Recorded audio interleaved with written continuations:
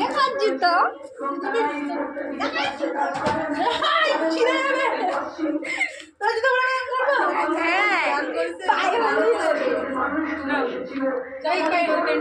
আমি ভিডিও বানাচ্ছি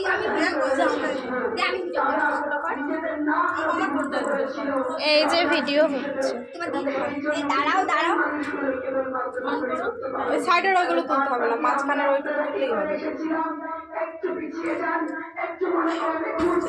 বলো বলো, happy birthday to you happy birthday to you